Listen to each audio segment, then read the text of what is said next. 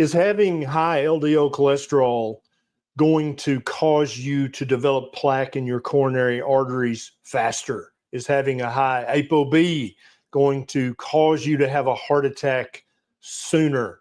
I have a special guest today that I think is going to help clear up these seemingly eternal questions, at least for the last few decades. Those have been the questions.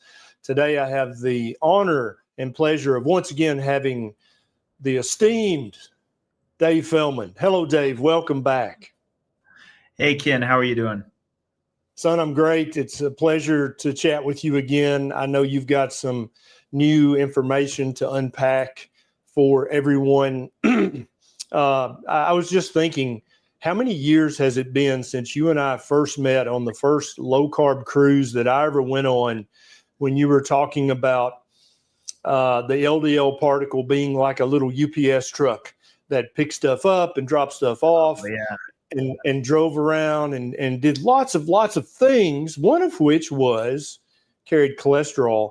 And I remember thinking, this seems really important. I feel like this is going to lead us somewhere in the future that's going to be very useful for people in order for them to understand their overall risk of having a heart attack, stroke, and other morbidities. Just give us a super quick introduction, because I think most people know who you are now and what you've been up to lately. Yeah, so I'm going to speed run this part. Obviously, I'm an engineer who went on a ketogenic diet. Like so many that are probably watching this right now, I saw my cholesterol go up. And also, like so many are watching this right now, I had a bunch of friends and family that did not see their cholesterol go up. And so I became obsessed and started developing what is now termed the lipid energy model. You can check our published papers on that at cholesterolcode.com/papers. And that is the mechanistic reason that I believe our cholesterol goes up. But that's not the main reason I'm here today. The other main thing that I think is more pressing for all of us is the same thing that got me obsessed, which is it harmful? Is it going to turn out to be the case that if you go on a ketogenic diet and your cholesterol increases, even if it might be for what we think is a greater trafficking of fat in those people who are leaner and more metabolically healthy, does that mean that there's a higher risk? And so the lately is really hard to say lately, because it's been since 2019. I got on a Houston stage and said to the world, hey, I'm founding this public charity to help raise money to help us study this. Let's recruit a bunch of people like me and like so many people you know, Ken, who have seen this cholesterol increase, and then actually scan their hearts, scan their coronary arteries that surround the hearts with some high-resolution scans called CT angiograms. Do it at the beginning and then do it again a year later, and look to see how much the plaque has changed in this population. And that's where we're at now. Took a long time, but we're finally at a point where we have all 4 analyses in for these scans that have been completed, really completed about a year and a half ago. I love it. I love it. I can't wait to unpack that. But first, I want to relay 2 facts for anybody who might be new to the keto, carnivore, LDL, ApoB, heart attack risk, lipid heart hypothesis issue. So first of all, let's talk about LDL-C and its function. So a lot of people think that LDL-C, LDL cholesterol, is only in the human blood just to give us heart attacks and strokes, and that you want that to be as low as humanly possible, pharmaceutically possible. And so first, I want to just remind everybody, or teach you, depending on where you're at on the learning curve, that LDL cholesterol is a normal particle to have in your blood supply. It is a natural, evolutionarily appropriate. We have billions to trillions at any given second. And the LDL cholesterol molecule does hundreds and hundreds of things, beneficial things, good things in the human body, many of which I opine that we haven't even discovered yet. Give me a quick blurb. Do you agree with that? Do you think there are things that LDL traffics and does that we don't even know about because we stopped studying it, we villainized it, and then we started prescribing medicines to get it as low as possible. Do you think that's possible or likely true? I can definitely help you out in that. The first thing to learn about LDL is that it typically doesn't start as LDL. It starts as VLDL. So for lay people out there, it starts filled up with cargo. So getting back to that UPS truck, right? It's not just got cholesterol in it. It's got triglycerides.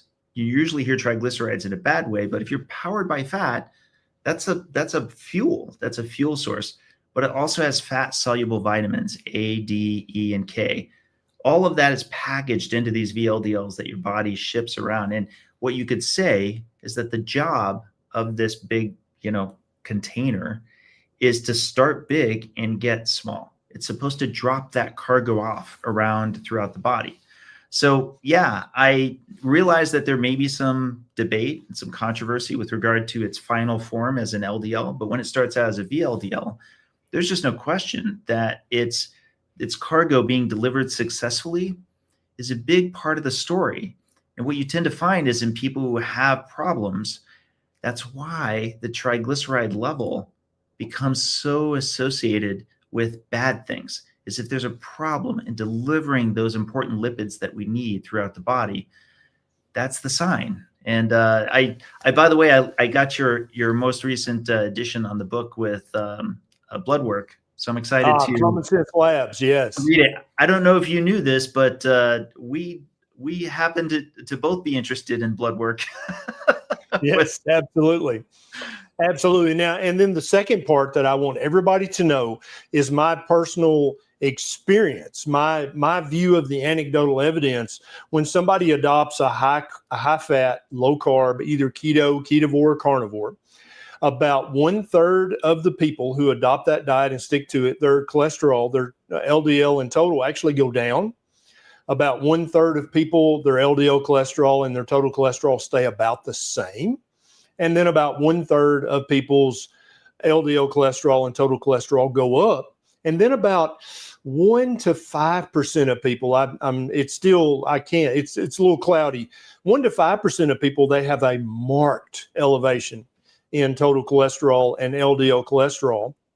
And that's one of the diagnostic criteria that you might be a lean mass hyperresponder. And there are other diagnostic criteria for that, which is not officially recognized by the American Heart Association yet, or any other regulatory body. That's been my just over, 15 years now of recommending ketogenic diets. Is that what the research seems to be bearing out as far as the 1/3, 1/3, 1/3, and then 1 to 5%? Is that what you guys see as well?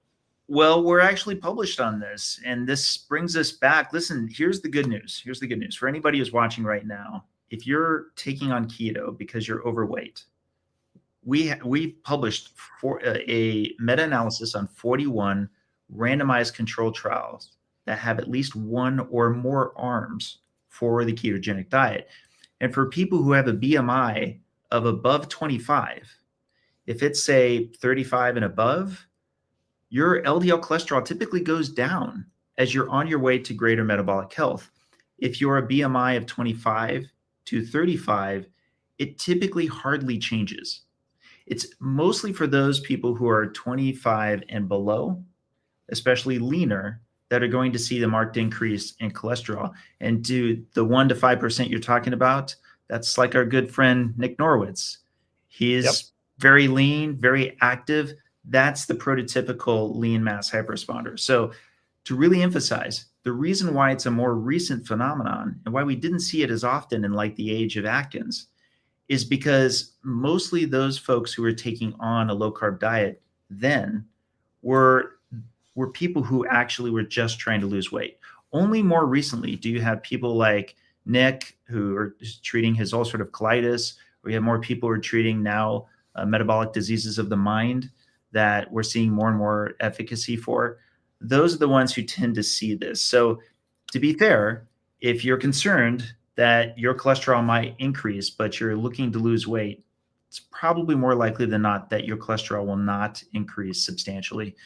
Again, we're just playing the odds here.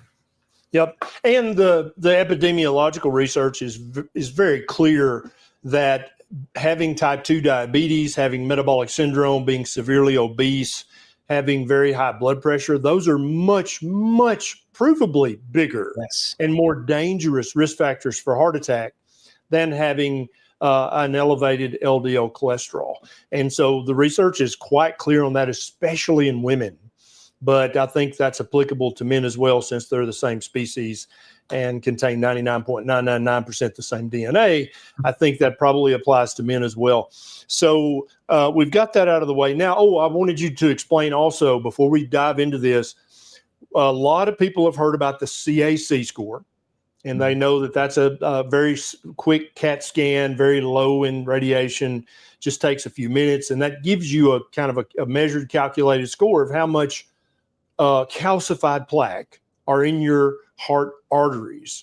And then there's the CT angiogram, or a CTA. And I know you guys, I think we're recording data from both these. Break down what's the difference, and why is the CTA an even better way to look at plaque in the coronary arteries? Yeah, so a CAC, a coronary artery calcification scan, is something where you go through a CT scanner, and it does not have any contrast dye. We'll talk about that in a moment. It's actually something for which it's very easy, and it has a very low dose of radiation, about 1.5 times that of a mammogram. It's a very good scan. I have to tell you, I've gotten more bullish the more I've seen the data. It closely correlates with the CT angiogram, which we'll talk about in a moment. The only thing that some people bring up is that it is still possible to have a low amount of calcification, which is the primary thing it's detecting, and yet have higher soft plaque, the non-calcified plaque. That said, the odds are pretty low. Calcified plaque tends to be very correlative to soft plaque in general. It's not always the case, but in general. Okay, so what's a CT angiogram? Well, CT angiogram is actually a CAC, and in a second pass, a much more high resolution scan that includes contrast dye. So you now have two passes. You have the first pass where they get a CAC. It's almost like it's baked into the combo, right? And they need to do that so that they can find out how much calcification you already have, if you have any. If you do, it's important because they then determine how much of a dose of radiation they need to use for the next scan. And the next scan has many more rotations and slices, if you will. And that's a higher resolution. A CT angiogram is a high resolution scan, and they use something called a contrast dye, which they'll wire into your hand.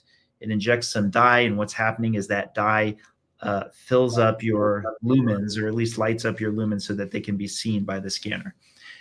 In the case of a CT angiogram, there's a little bit more risk with the contrast dye, but it's still relatively low. I want to say it's maybe 1 in 10,000 for possibly some kidney issues.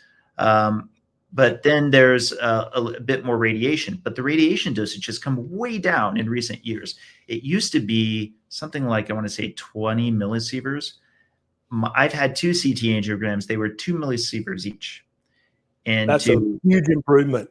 I was actually a radiologic technologist before I went to medical school, so I'm very familiar with the sieverts and the rads and the other measures of radiation. And back in those days, a CT angiogram was an ungodly amount of radiation, just like a CT of the abdomen or chest, because it's so dense, you had to get through that. But I know that they keep improving the image receptor part of it so that they can use yet less and less and less radiation. And so that's really important to understand. A CAC can only see the calcified or hard plaque that contains lots of calcium, and a CT angiogram is the first pass is a CAC. Then the second pass, it can also see soft plaque. In some of the machines, it can actually see signs of inflammation. It can see signs of intimal damage in the very best, newest, latest versions. But it gives you much, much less radiation. And I want to talk about that, and then talk about one other thing, and then I'm going to let you jump in. So a lot of people are like, well, I don't want all that radiation. And that's absolutely valid. You should always question, is the benefit of this scan, is the benefits I will receive, the diagnostic information, is that going to be worth this amount of radiation? And you should always ask that question of your doctor before, when a scan is ordered. You should always ask that question, but just rest assured that most doctors won't order a scan like this unless the diagnostic information that we're going to glean from that is worth the radiation that you're going to be subjected to. There are always risks with every single thing you do, right? But you want the benefit to outweigh the risk. And so that's the thing. Now, I want to say this, Dave, because a lot of people who are new to low carb, keto, carnivore, they're like, it freaks them out, Dave, just to be honest. It freaks them out that you and I and everybody else in this space are constantly talking about CAC scans, LDL cholesterol, ApoB, heart disease risk, and because it feels like somebody just coming into this space, they've come to improve their mental health or a skin condition, gut condition, joint condition, lose weight, reverse type 2 diabetes, but they're like, this must be super dangerous because all these people talk about is their heart arteries and heart attack risk and calcification. And I just want people to understand, if you're new to this, there's a reason for that, okay? It's because we all are very, very interested in helping you achieve your optimal health. That's our goal. We obviously, none of us want to cause you to have a heart attack. Now, in the very early days of keto, many authoritative cardiologists and lipidologists and other people basically put out there on social media to the public that if you do keto, you're literally a ticking time bomb. You're going to have an early heart attack. You're going to die. You're going to have a stroke, blah, blah, blah, blah, blah. And so now, first of all, they seeded the public consciousness with that belief right off the bat.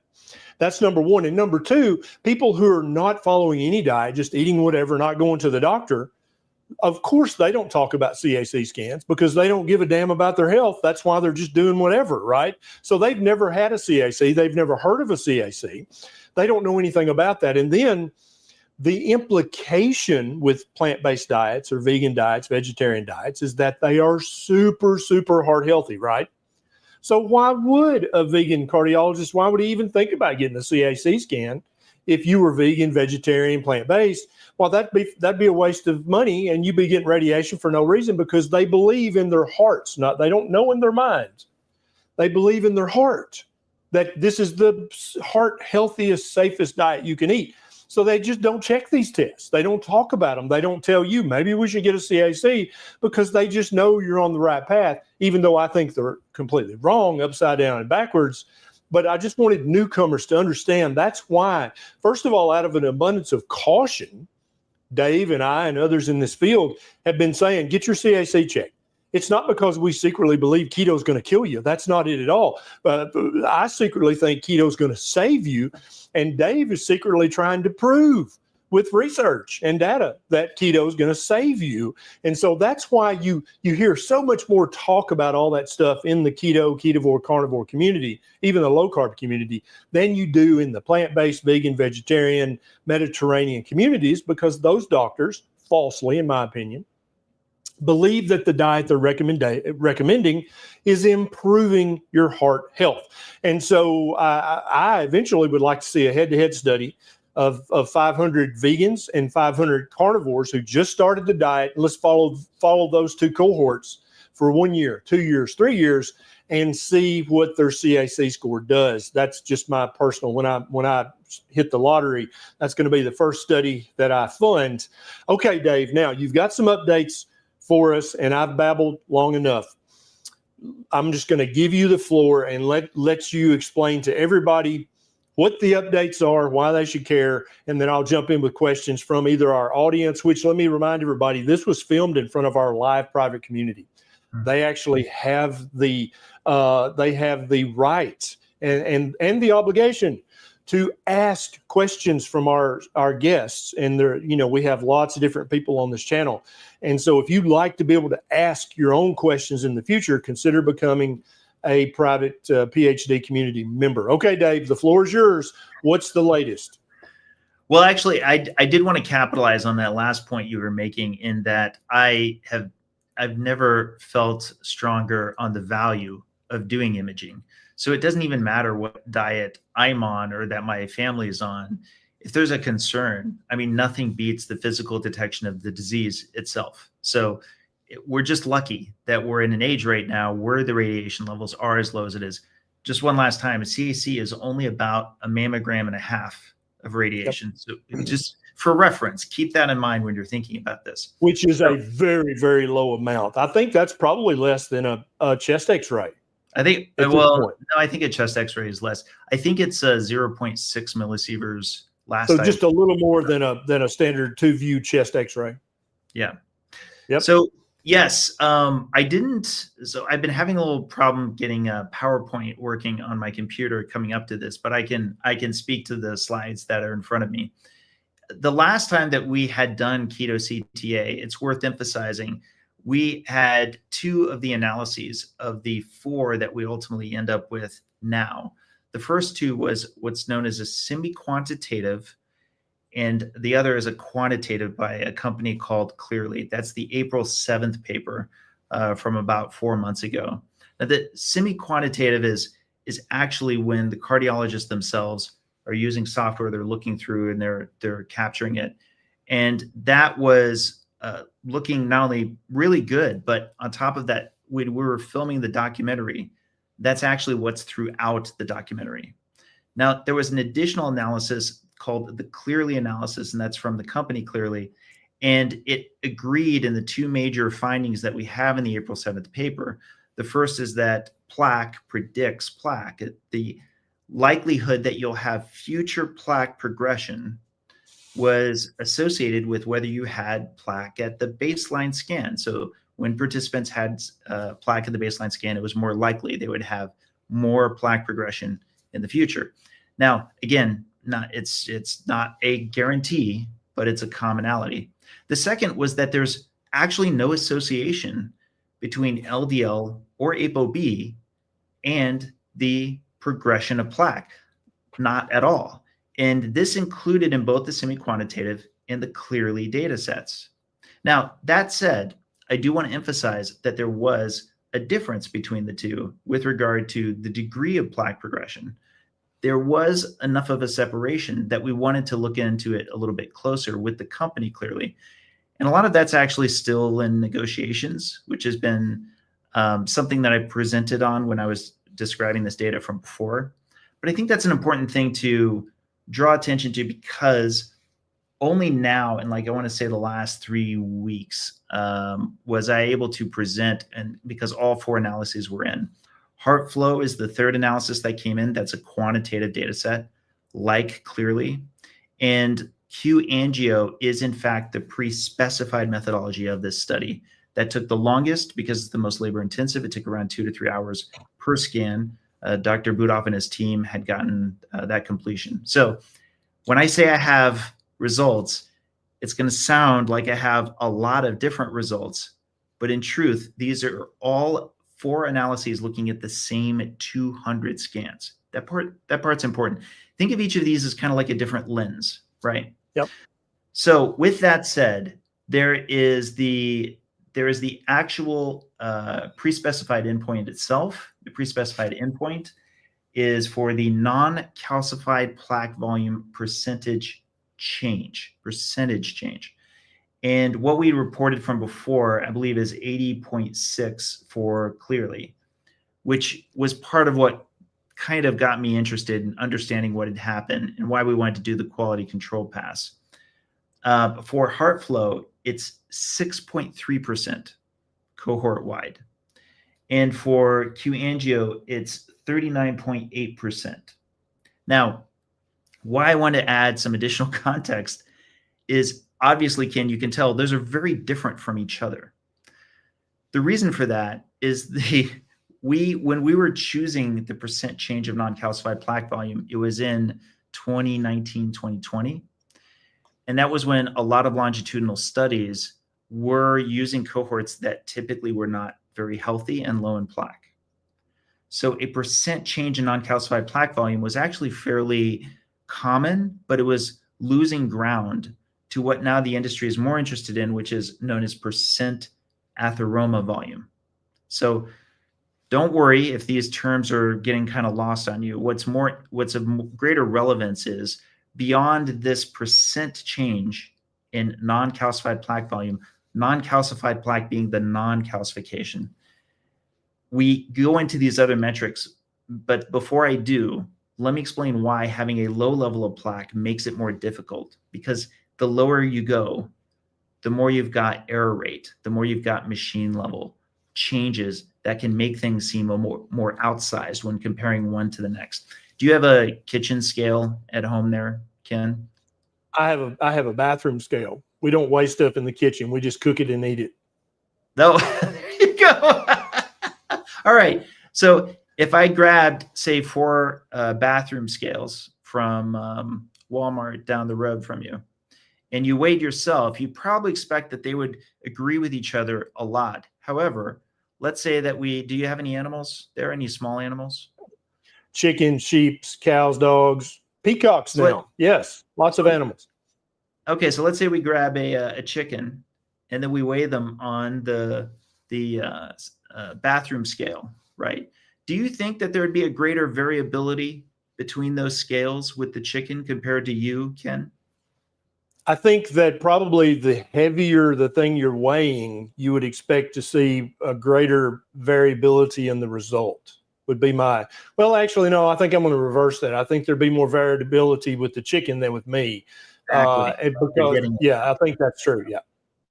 And that's the irony. The irony is our pre-specified endpoint was a bit confounded by the fact that we didn't anticipate so many of our cohort would have such low levels of baseline plaque. I guess you could say it's a good problem for us to have, right? But needless to say, not all of them did. There were some who had higher levels of baseline plaque, but that's also important information because we can see what happens with them. And now I can get into the other metrics beyond that one. Now, as I'm sure you probably had in your own conversations, your own presentations, there's a big difference between the one we just talked about, which is a relative change versus an absolute. Would you be interested in the absolute change in plaque from absolutely? One to the Yes, absolutely. And let me preface this. I want everybody to understand, because we're always having new people come to the channel.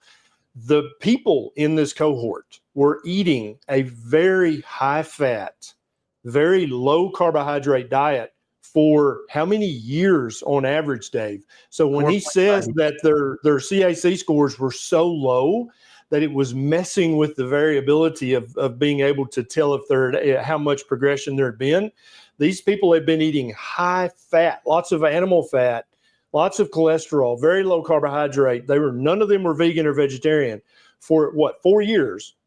Before 4.5 years. Yeah, 4.5 years. So understand that if keto, if ketovore, if carnivore, if these high fat, low carb diets were so dangerous, these people have been eating that for 4.5 years. And I think the majority of them, their CAC score was so low that it was messing with the variability parameters that they were trying to do to judge if there had been progression. Is that accurate? Yeah. To be fair, we're not looking just at CAC. We're also looking at soft plaque, but the majority had a CAC of 0 at baseline. The majority. So, after 4.5 years of high fat, lots of coconut oil, lots of beef butter, bacon and eggs, beef tallow, butter, bacon grease, these people, the majority had a 0 CAC. That's correct. Yes. Interesting. And to be fair, like, it's, again, we'll get to those who had it higher levels, but would that be expected, especially for a middle-aged population and for half a decade at these levels? The average LDL for our cohort was 254 milligrams per deciliter, which of course is very high for the average. Now, pretty soon we'll get into the spread, but hold that thought. Here's the absolute change in plaque volume. Now, from the April 7th paper, it was 18.8, which millimeters cubed was the year over year. That was something that I was wondering about, and it's also something that we're talking about with Clearly. But both HeartFlow and QAngio, the successor analyses done by different teams, different technologies, both came in at 5.5 millimeters cubed and 5.6 millimeters cubed. They're less than a third of what Clearly's was. But importantly, they actually agreed with each other. And that was something that we were very interested in. That's the non-calcified plaque volume absolute change in plaque. Now, there's something called the total plaque volume. That includes both the non-calcified plaque and the calcified plaque together, right? So what do we see? Well, in the case of Clearly, it's 23.3 millimeters cubed change.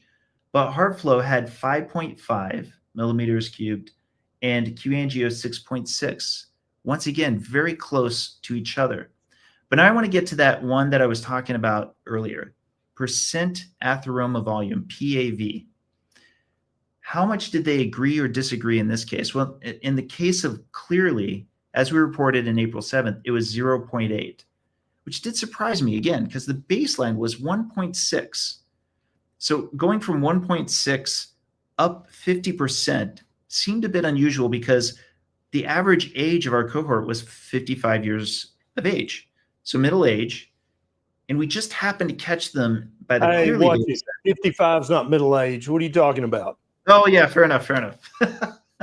But then HeartFlow and QAngio came in, and those are 0.3 and 0.2 respectively. So in both cases, basically all of the metrics that I've just told you, they all came in low for HeartFlow and QAngio, but not as much in Clearly.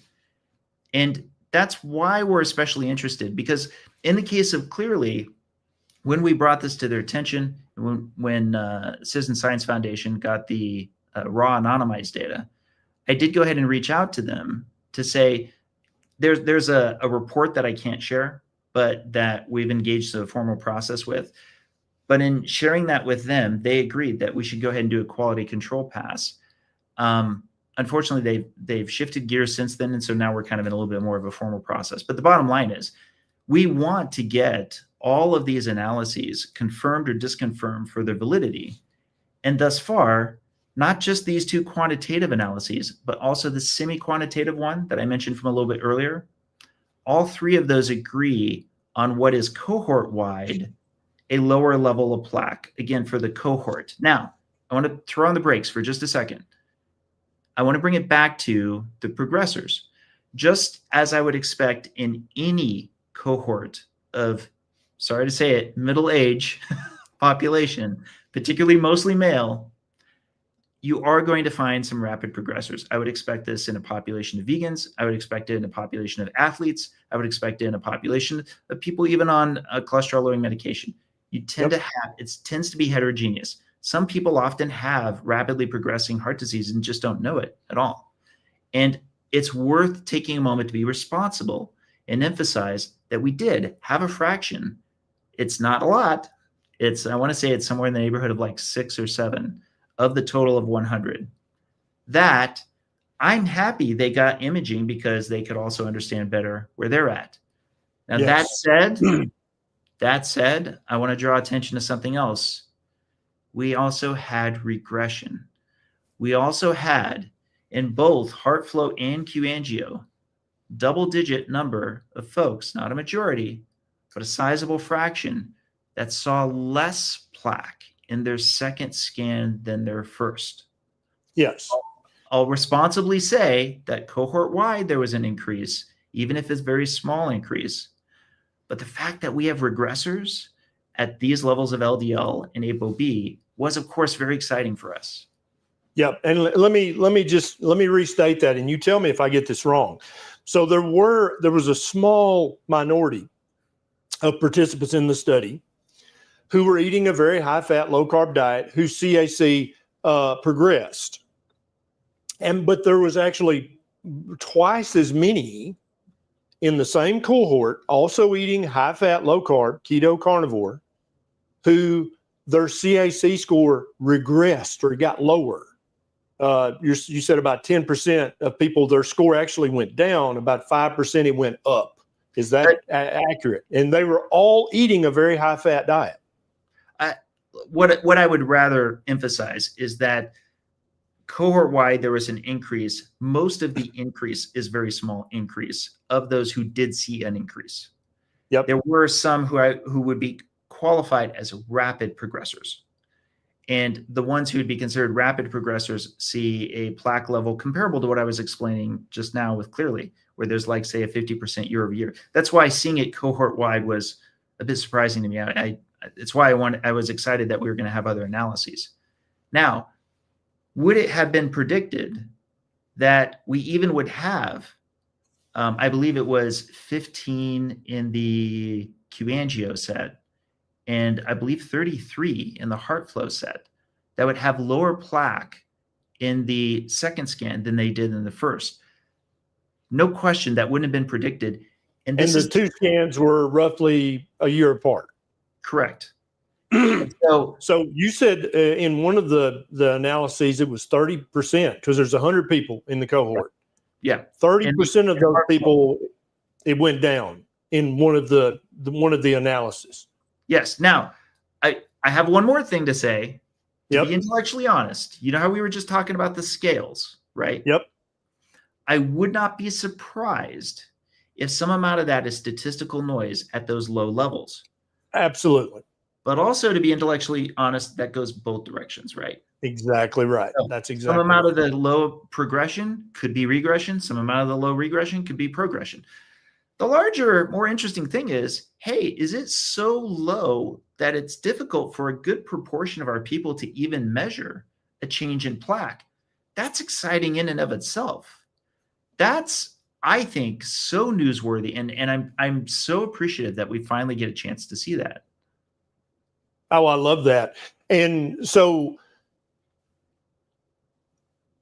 there's a lot of silence around the research that you've been doing, because if somebody, just like recently, just earlier this week, there was a study that's like, oh, a ketogenic diet causes you to age, your aging to accelerate. It causes inflammation. It causes this, that, and the other. And there were several different large websites that shared that out everywhere. I think Science Alert. I think that Science Daily. There was 5 or 6 of them that I go to look at research, and and then in the third paragraph, you find out that was a mouse study. It's like, oh, okay. So in mice, whatever ketogenic diet they've designed for the mice, which every time I look at the actual diet they're feeding them, it's still a high carb diet. They just add canola oil or something to the diet to make it keto. But this was a mouse study, and they didn't lead with mouse study shows. Of course, they just they let everybody believe, oh, this is a study in people. But yeah, and so I see any little mouse study. I think they could do a cricket study about keto, and it would literally make the New York Times about how keto is going to kill you, right? But you have years of data in human beings eating a very high fat ketogenic diet, and yet none of the science study finds that I haven't seen any of y'all's research blasted on their front page. It's very odd to me, right? And then the second thing that I'm increasingly seeing and saying is that if researchers who believe that a plant-based diet is the heart healthiest diet, right? There's a huge cohort of cardiologists and nutritionists and dietitians who believe that in their heart of hearts.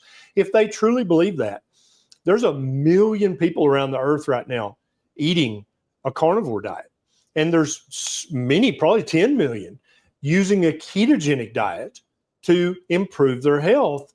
You would think that of all the cohorts that you could study, you definitely wouldn't want to do a study on mice, because there's millions of people eating keto and carnivore right now. Why are you still doing mouse studies? Did you get my point?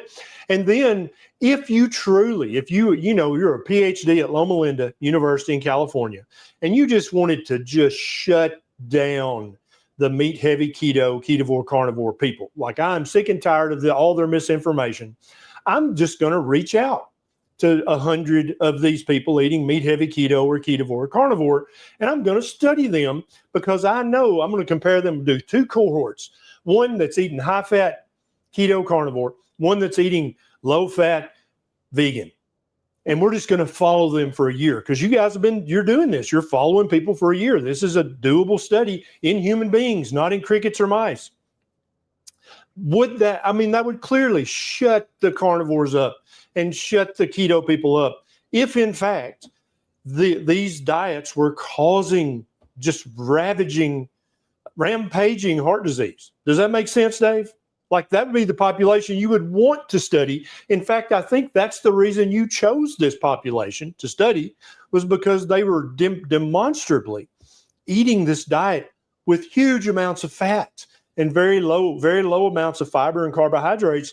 And you're like, this is the cohort right here. If this is true, if keto's going to kill you, this is the population to study, correct? Well, yeah, but it's even more than that.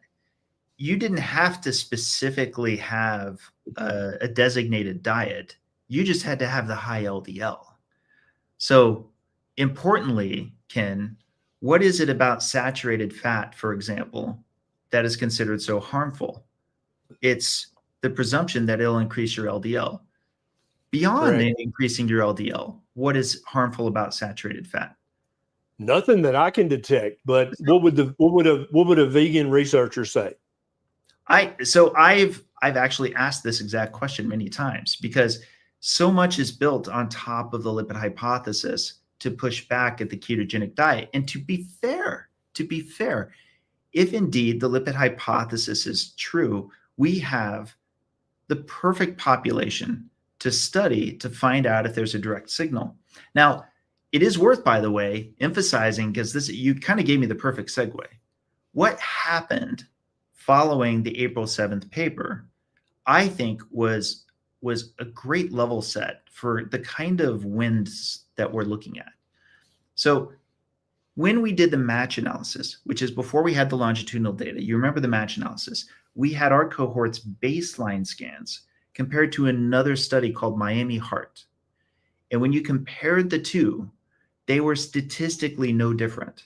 In fact, ours trended slightly better, in spite of the fact that our cohort had over twice as much LDL than the Miami Heart matched control, right? Now, Ken, how much coverage did we get with that match analysis? Right. So I did not see it on study finds. I did not see it on Eureka. I did not see it anywhere. And that's my point. You guys are studying the premier cohort that if eating lots of saturated fat caused heart disease, if having a very high LDL cholesterol, if that truly was causative of heart disease, then your cohort that you're studying, that's everybody should want access to that cohort. Everybody should be talking about that cohort. Everybody should be crunching the numbers from that. Everybody should be reporting that, because this is the premier cohort that should just prove, like literally the makers of Zocor, Lipitor, Crestor, they should be literally throwing millions of dollars at you saying, we want to study your cohort because we think that they're going to prove the lipid heart hypothesis beyond a shadow of a doubt. And then our profits are going to increase even more. But I hear nothing from the plant-based, plant-believing researchers. I hear nothing from the statin makers, the PCSK9 makers. They seem to not be interested at all in your cohort, and I think everybody watching this, you ought to just think, silence speaks volumes, in my experience, just in human nature in general. If you really don't want something discussed, then you don't bring it up. That's just wise, to not bring up something that's going to disprove your point. So I would opine, and of course Dave can't say this because he's being very diplomatic and very academic, and I applaud him for that, but I can say this.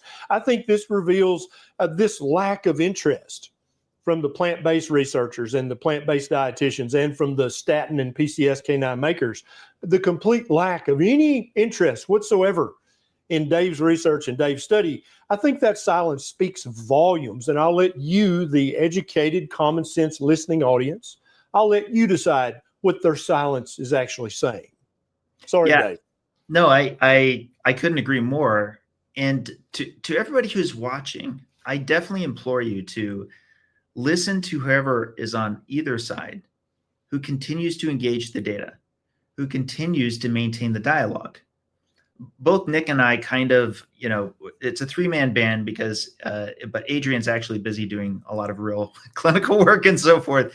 Nick and I tend to be a bit more on the spokesman side of things. We are active and interested in engaging, including being challenged. But getting back to exactly what you just now talked about, Ken, hardly any coverage on the match analysis. When the April 7th paper got released, it's interesting. There was a narrative that kind of got held onto that required, maintaining attention to one piece, but ignoring another. So the interest being on the clearly analysis, even at the expense of the semi-quantitative, but at the same time, ignoring another key thing that I've mentioned a few times now, but I'm going to repeat it one more time. There is no association between LDL and plaque progression in our data anywhere. And when I say that, I mean, it's not in any subgroup analysis like those rapid progressors. There's no association between LDL and ApoB with them. For the regressors, there's no association between LDL and ApoB there. It's only been the plaque that actually tends to be the most predictive of future plaque, which again brings us back to the value of actually finding out for yourself if you're worried. And that's what's so powerful. Well, a lot of that attention came in the April 7th paper. Now that I've actually presented, it's preliminary to be fair, but I presented the new data that I shared with you just now from 3 weeks ago. I reached out to many of these same folks that I've cultivated good relationships with, but who actually are concerned about this research. And the silence is back. There's not the engagement. There's even 3 individuals who I think I have a good rapport with who are in my presentation. That includes Nutrition Made Simple, Gil. I always know he's good with his name, but also Lane Norton. I know. Yeah, I know what you're talking about. Yep. He's Lane a very Norton. intelligent guy. Yeah. He's an MD, PhD. I think he's got a degree in nutrition. Very intelligent, but he obviously has a bias of thinking that plant-based is best. And he interviewed me on his channel, and we agreed to disagree. And I think I did okay on that interview. But I just want to be clear. You and I both acknowledge that Gil is super intelligent. He is very well educated, very articulate. He understands the literature better than the average MD does, for sure. And I respect his academic acumen, but I think that he's blinded by his current paradigm. Well, sorry, just to finish off the list, yes. him, Lane Norton, and Simon Hill, all 3 of those, I've had many good conversations. I'll pass commenting on the second person, who I think is not worthy of mention. And then Simon, I think, also very, very intelligent, loves to read the research and try to make sense of it. But I'll just let me take it a step further. Just for I now have a podcast. It's an in-person podcast. Let me just make the offer right now. I'll fly any of these 3 great gentlemen to have a sit-down, long-form conversation with me in my studio, and I'll buy them a dinner of their choice. Wow! on the evening after, right? Plant-based only. It can be plant-based. I'll go with it if that's where we got to go. No matter what, it's about keeping this conversation going, because we've got to be getting to the real answers. We've got to be getting to the truth. So getting back to what I advise everybody who's watching this now, pay attention to who remains engaged, who cares about understanding everything that's happening and working with the data that we have. I'm so proud of my team, because up until the April 7th paper, we just had a lot of things that just kept rolling and flowing. But I felt like we had a few missteps in our initial rollout for the April 7th paper, but I appreciate the fact that we owned it and carried it. However, at the same time, you've got to kind of count on the same thing from the other side, right? If there's misses, one of the biggest misses, frankly, is the lack of that construct I was just describing, kind of the emphasis of trying to think that the clearly data might be all that matters, and dismissing that association that's part of the lipid hypothesis doesn't compute. It doesn't work. That's got to be something you've got to be willing to engage on and accept challenge on. And that's part of what makes this a bit of a difficult situation. but at the same time, kind of illuminating. We've come to really understand what kind of headwind we're against. You mentioned the keto study. Let's just call it what it is. It's very fashionable, right, to take down keto right now, especially in the nutrition space. It moves a lot of clicks. It gets a lot of eyes. Sure. There just doesn't seem to be the same level. And let me interject, Dave. Not only does it get lots of clicks and lots of people who tried keto and it didn't work or whatever, or their mama tried it and she, had some bad outcome because humans are not bulletproof regardless of what diet they're eating. And so they're piling on, but it also supports the industry narrative. That's the part that I want everybody to understand. When a plant-based cardiologist or a plant-based dietitian says, well, obviously keto is going to give you a heart attack, there's this new mouse study that proves it. They're either padding their nest, ensuring future collegial working relationships with the pharmaceutical companies and the regulatory bodies, the American Heart Association and others, or they are at least solidifying their position that, hey, I am on the home team here. I am part of you guys. I should be accepted into the fold because I also said out loud on social media that keto will kill you. And I think that there's not only is their own personal paradigm currently blinding them to what's increasingly becoming the obvious truth based on you guys' research, but they're also, just imagine if you're out in the wilderness and you're in a party of 100 people and you know what they're about to do is obviously wrong, but your only option is to disagree with them and then be kicked out of that party and then be alone in the wilderness. That's how many of these cardiologists and dietitians and nutritionists, I'm sure that's how they feel. It's like, wow, gosh, this research keeps coming out showing that there is zero association between very high levels of LDL cholesterol and coronary artery plaque progression. And there's also zero association between very high levels of ApoB and coronary artery plaque progression. There's literally no association whatsoever. How can that be? So you can just put yourself in their shoes. They have basically bet and based their entire career that the lipid heart hypothesis is correct, that eating lots of saturated fat raises your LDL, and that a high LDL will cause your plaque to progress and will cause you to have a heart attack sooner rather than later. And so therefore, you need to take a medication that will lower your LDL cholesterol. And that lowering of the LDL cholesterol is the thing that is protecting you from having coronary artery calcium progression and a heart attack, right? And because I every day I have somebody reach out and say, well, my cardiologist said that if I'll take this high dose Zocor, Lipitor, Crestor, that will stop my CAC progression. And I'm like, but did they explain how it will do that? Because I'm still looking for that in the literature. And then based on, Feldman and Norwitz and my other good friend, I don't see how that happens. How does it happen? What's the mechanism for that? And of course, they have no answer, and their doctor never explains that in any detail.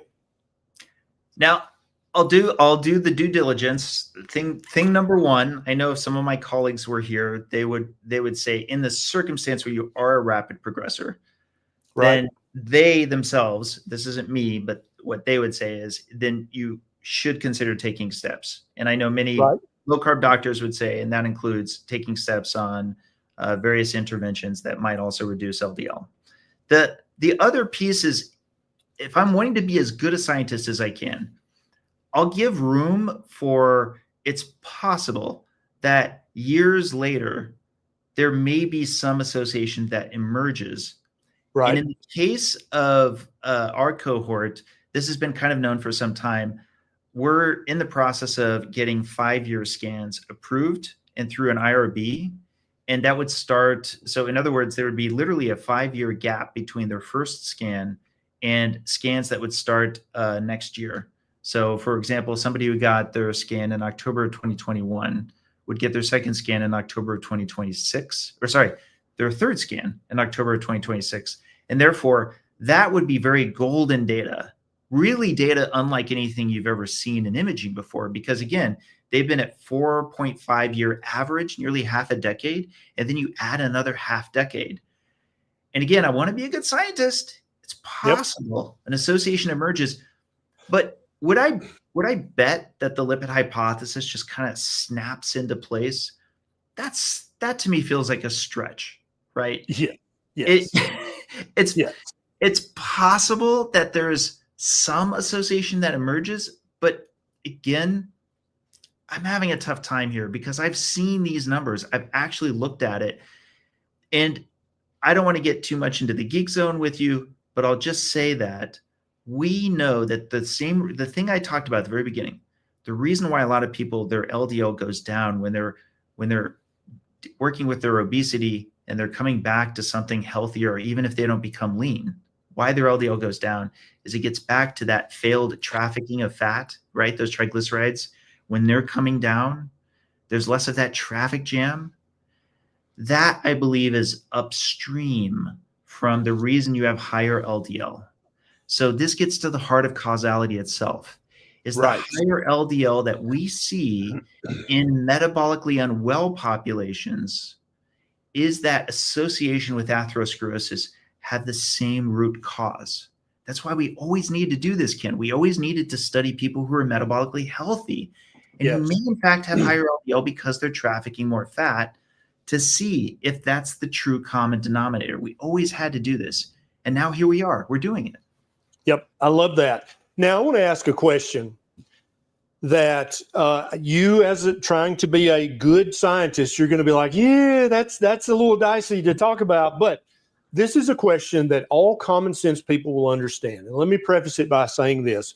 Anybody watching this, you've been to your doctor and you started keto to lose weight or reverse type 2 diabetes, whatever your goal was, or carnivore, and your LDL cholesterol went up.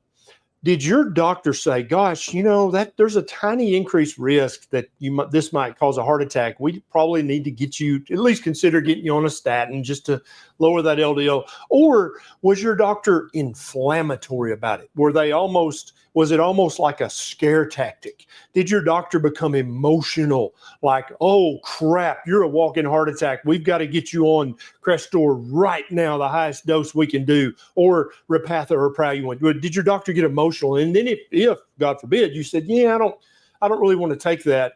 Did they become even more emotional, like physically, emotionally upset? So what I'm getting at is you would think when a doctor becomes emotional about something, that it must be super, super dangerous, Dave, right? Like if a doctor saw a toddler juggling knives, the doctor would be like, holy crap, you've got to stop juggling those knives, 2-year-old. It's going to stab you in the cranium, right? Of course, yes, that makes sense. You should get upset and rush to try to save that situation. That makes sense. So you've been following these people with these very high LDLs for 4.5 years. How many people in this cohort, this is 100 people, give or take, how many people have had a heart attack in the 4.5 years? Now, I'm going to try to be a good scientist. To the best of my knowledge, none of them. Zero. To the best of my knowledge, there's not been what's called an AE, or adverse event, that's been reported. Now, I want to be fair. Right. The period of time of our study is that 1 year. So it's possible that somebody may have had one that's outside of the span of time of our event. But if I were to get the 5-year extension, I would actually want it to be reported. I would want it to be back channeled, because as you get a larger and larger number of people, a statistician wouldn't say, what are the odds of X happening? They would say, what are the odds of it not happening? Just like when somebody goes, oh, I found an anecdote of, a vegan that got a heart attack.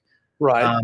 I would be a good scientist and say, what are the odds, given how many vegans there are, and given how, and I'd say the same thing to somebody saying that with a carnivore, right? Exactly. And my point is twofold. First, to the patients. If your doctor's getting emotional, like you're juggling knives, then the risk must be super high. It must be 10%, 20%, maybe 30%, right? It must be a huge risk, or they wouldn't get so emotional trying to get you on that Crestor. That's my point for the patients. But then for the doctors, for the healthcare providers that watch this, and there's thousands that do, are you shocked that not a single one of this 100 people has had a heart attack that's been documented, and they've been following these people very closely? Does that change your view? Like, well, gosh, you as a healthcare provider watching this, or a dietitian, what would you have guessed the percentage was over 4.5 years of a cohort of 100 people having a heart attack? There should be at least one, right? If the risk that you've been relaying to your clients and patients is really, truly that big of a risk, there should have been 5 or 10 people who had a heart attack by now, because keep in mind, these people's LDL cholesterol is super high, like spooky high, scarily high, but not a single one's had a heart attack. So I want the patients to take a breath and understand, yeah, maybe it's not as high of a risk, because Dave is, he's being a good scientist. So, well, maybe there's a risk we haven't uncovered yet. Maybe a 5-year study, a 10-year, 15-year, maybe we'll find it at some point. Haven't found it yet. But for the healthcare providers and dietitians and nutritionists, that's who I really want to hear this. You need to reassess how you're voicing this to your clients and patients. The risk is not whatever magical number you thought in your head, 10%, 20, 30, 40, 50%. For people with this very, very high LDL cholesterol, it obviously cannot be that high. Now, we can't say how high it is because it's just 100 people, and we've just been following them for 4.5 years, right, Dave? But we can say, well, it's probably not 50%, since not a single person has had a heart attack in 4.5 years. I do want to, you are actually opening up the door. Be a good scientist. That's okay. No. I'm actually going to sound almost like I'm going the opposite direction, but I do want to call out an inconsistency. You've literally watched this in real time. When we were originally talking about lean mass hyperresponders, before the study was getting started, there was a lot of pushback as to how high a risk they are on social media. You saw it. What happened when we were announcing the study, when we were putting it forward? We had a lot of the same voices. You know who you are. A lot of the same voices who said, this won't tell us anything. There's people with sky high LDL. It takes decades for them to develop cardiovascular disease. And I said, but wait a sec. What if a lot of them are, our age? What if you've got a lot of people who have existing plaque at baseline? And I was stunned at just how many of the same folks who said this is of enormous urgency, you need to be doing something now, would simultaneously hold the position that we need to have not even just years, but decades to actually see a difference in a CT angiogram, in an imaging study. We're not even talking about events. We're talking about actual verifiable changes in plaque levels. So I say this with love in my heart, but I want more people to really think about, if somebody walks into the office and they have the eligibility criteria of our study, right? So they have low cardiovascular risk factors across the board. They have high HDL, they have low triglycerides, but their LDL is 190 or higher, right? What is the standard of care? My understanding is the standard of care is that they should be on the highest tolerated dose statin without further consideration, right? 100%. Okay, that right there is already worthy of study to find out if indeed they are exhibiting the risk that Brown and Goldstein were seeing from 50 years ago. We have, so this brings me back to the spread. A lot of people are thinking we're in this narrow band of how much the LDL would, it's just above 190. Actually, we had about 17 that were below the 190 because that was the qualifier. So sure enough, people's lipids can change. So we had 17 that were below. We had a whole lot that were above, including we had 6 that were qualifiably at homozygous FH levels. This is the 1 in a million genetic disease where their LDL was 400 and higher. So bringing it back to the work of Brown and Goldstein, the ones who won the Nobel Prize for discovering the LDL receptor and, foundational to lipid hypothesis, the children they were looking at had very high levels of LDL. And the only time you'd see humans with levels of high LDL this high, or if they had that impairment in genetic metabolism. And now we have lean mass hyperresponders in our study who have LDL levels comparable to those that Brown and Goldstein were looking at.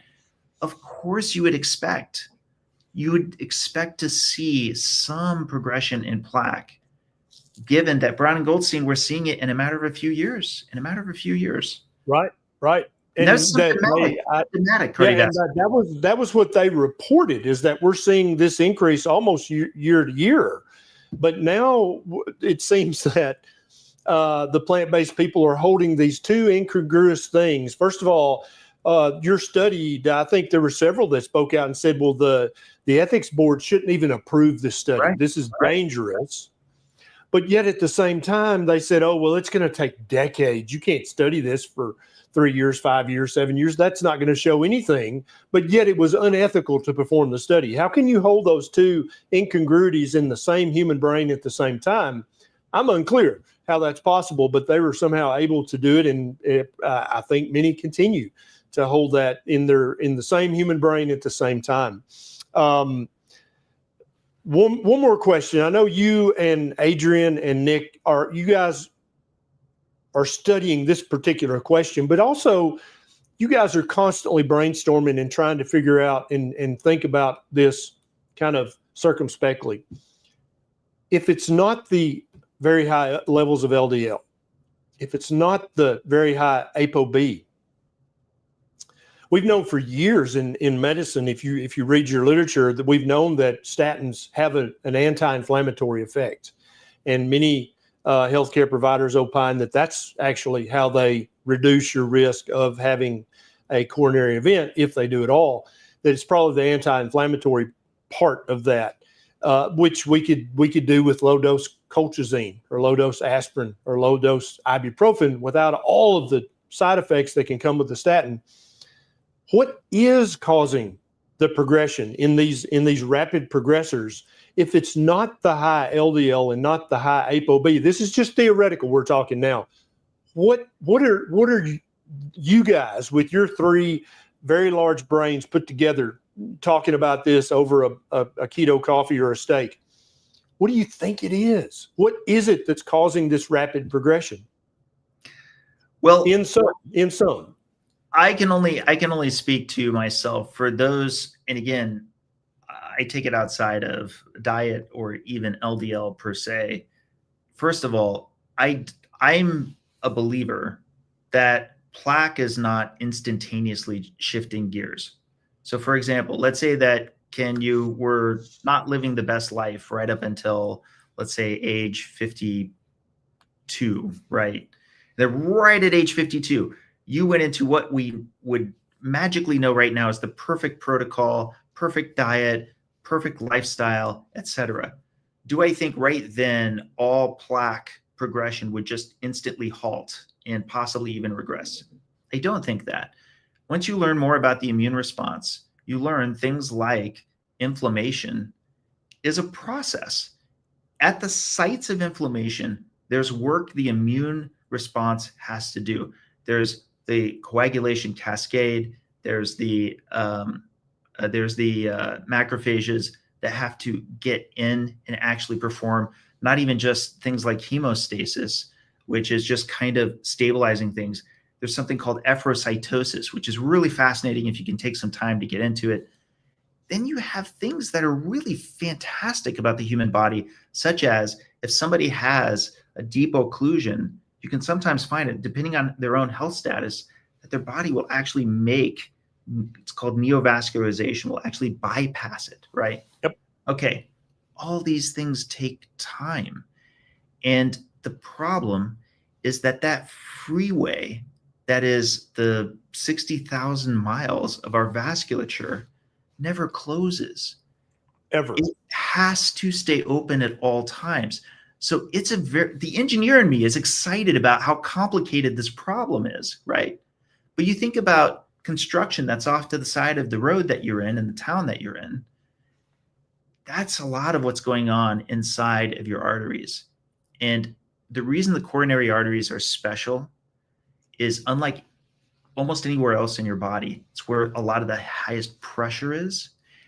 And it's on a muscle that's conforming and shifting.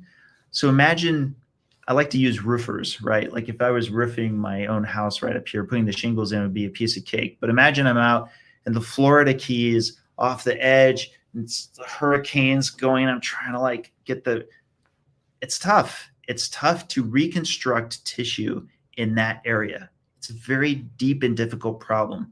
So I don't know, Ken, if there isn't some degree of that's going to be related to diet and lifestyle, things they're doing. I think I've talked to you about this before. I'm concerned about people like, say, over-exercisers, because I believe a lot of the progression, especially rapid progression that we see, is under-recognized lack of recovery.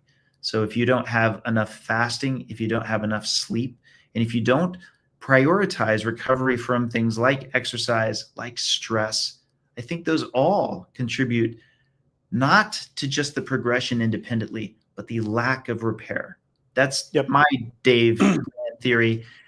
I don't think that's everything, but I think that's a larger proportion than people probably give it credit for. You need to let your body heal itself, and it's actually really good at it if you give it a shot. I totally agree with that. And I love that you left the door open, that there might be other things that we don't even know about, because if people listen to me, they know that I believe that back in the 30s, 40s, and 50s, when pharmaceuticals were becoming popular, basically all scientists stopped studying how the body actually naturally heals. They stopped studying all that. Everybody wanted to study pharmaceuticals so they could get a patent and make $1 million. And that's human nature. It is what it is. But this has been just fascinating, and I love having these conversations with you. I'm going to give you the floor now. Anything we didn't cover that you really want to cover, anything that we didn't talk about that needs to be talked about, and then at the end, tell everybody where they can find you. Yeah, I just I want to once again thank everybody for their help. I mean, this is as grassroots as it gets. I mean, quite literally, this is.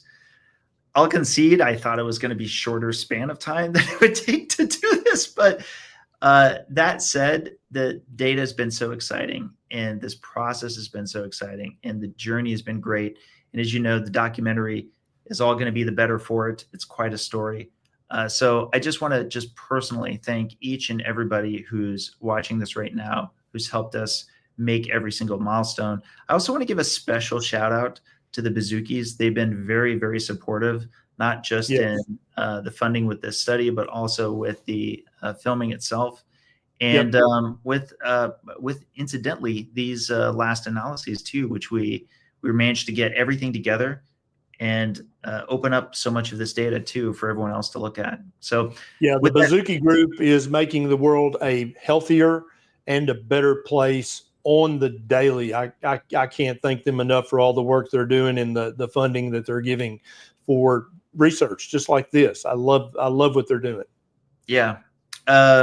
People can find me. I'm probably most active on X/Twitter, Real Dave Feldman. You can also check out my YouTube channel, Real Dave Feldman, as well. And I started a podcast. I'm going to try to rope you over here. I'm definitely coming. We're going to come to Vegas, and we'll have a steak with you, Dave. Don't worry. And we're going to do that podcast as soon as farm life permits. And let's close by, I want you to cordially, diplomatically invite the three people you had mentioned earlier. You can use my video here as a platform just to politely invite them to have a conversation with you. Call their names, and we're not being mean.